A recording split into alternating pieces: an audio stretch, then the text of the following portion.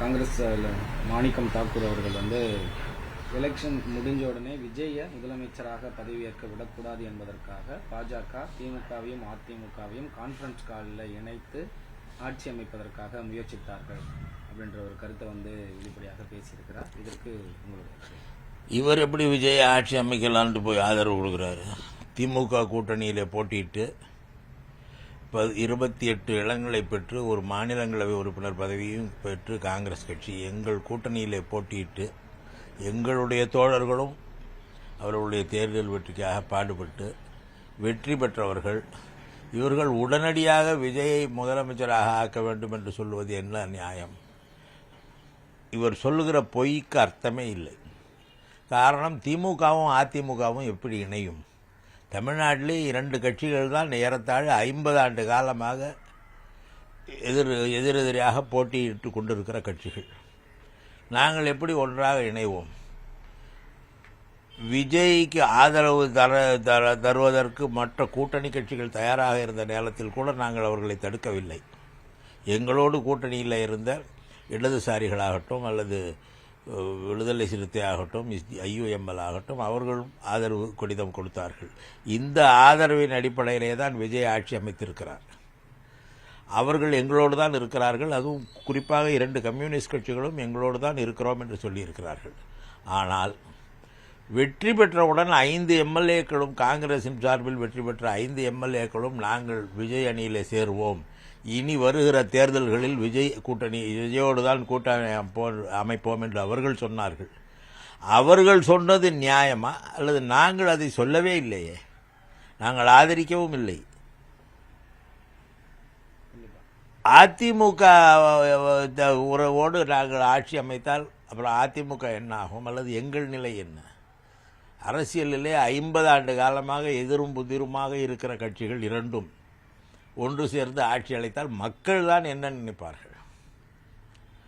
இது எல்லாம் திமுகவிற்கு இவர்கள் சொல்வது, ஏதோ இவர்கள் செய்த தவறுக்கு திமுக மீது பழியை போடுவதற்காக இப்படியெல்லாம் பேசுகிறார்கள். நேற்று இளைஞரணி ஆலோசனை கூட்டத்தில் ரொம்ப காட்டமாக பேசியிருக்கிறாரு. உதயநிதியாக இருந்தாலும் சரி, முதலமைச்சராக இருந்தாலும் சரி, கொஞ்சம் குறைத்து பேசியிருக்க வேண்டும். இந்த அளவு வெளிப்படையாக பேசியிருக்கக்கூடாது. எங்களால் தான் அவர் கடந்த ஆட்சியில் துணை முதலமைச்சராக பட்டார் உதயநிதி ஸ்டாலின். ஸோ எங்களுடைய சப்போர்ட் இல்லாமல் அவங்களும் இல்லை, அப்படி அவங்களுடைய வெற்றியும் இல்லை அப்படின்ற ஒரு தோனியில் தான் அவரும் பேசியிருக்கிறாரு. ஆமாம், அதெல்லாம் பேசலாம், இப்போ பேசலாம். அவருடைய ஆதரவோடு நான் உதயநிதி துணை முதலமைச்சராகவில்லை. திமுகவுக்கு முழுமையான பெரும்பான்மை இருந்து ஆட்சி அமைத்து அந்த ஆட்சியிலே அவர் துணை முதலமைச்சரானார். இதுபோல் விஜயை போல காங்கிரஸ் 5 சட்டமன்ற உறுப்பினர்கள், இடதுசாரிகள் போன்ற கட்சிகளின் ஆதரவோடு அவர் துணை முதலமைச்சராகவில்லை. அது போன்ற நிலை எங்களுக்கு வரவில்லை. அந்த நிலை வந்தபொழுது இவர் துணை முதலமைச்சராக, இவர் சட்டமன்ற உறுப்பினராக கூட இல்லை உதயநிதி.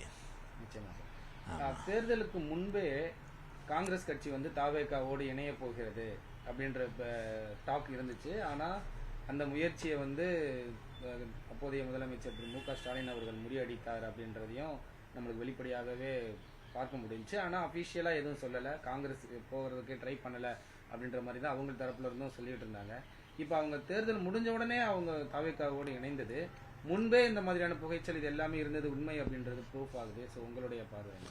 அதில் பல பேர் தாவேகாவோடு இணைய வேண்டும் என்று காங்கிரஸ் கட்சியிலே கூட சொன்னார்கள். ஆனால் திமுகவை பொறுத்தவரை அகில இந்திய காங்கிரஸ் கமிட்டி தலைவர் என்ன சொல்கிறார் அல்லது தமிழ்நாடு காங்கிரஸ் கமிட்டி தலைவர் என்ன சொல்கிறார் என்பதை பொறுத்து தான் நாங்கள் கூட்டணி வைத்தோம்.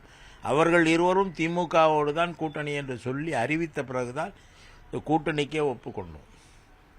இந்த கிரீஷ் சோடங்கள் உள்ளிட்ட 5 பேரும் வந்து எங்களுடைய குழுவினரோடு உட்கார்ந்து பேசி 28 மக்களவை சட்டமன்ற தொகுதிகள், ஒரு நாடாளுமன்ற மாநிலங்களவை தொகுதி என்பதையெல்லாம் பேசி முடிவு செய்துவிட்டு தான் எங்களோடு கூட்டணி அமைத்தார். பேசாமல் நாங்கள் கொடுத்ததை வாங்கி கொண்டார்களா? அல்லது எங்களுடன் பேச்சுவார்த்தையை நடத்தவில்லையா? ஒரு மாநிலங்களவை உறுப்பினர் பதவி எப்படி அவர்களுக்கு கிடைத்தது? எங்களிடம் கோரிக்கை வைத்ததுனால தான் கிடைத்தது. இதற்கெல்லாம் என்ன பதில் சொல்ல போகிறார்கள்? சொல்லட்டும், பதில் சொல்லட்டும்.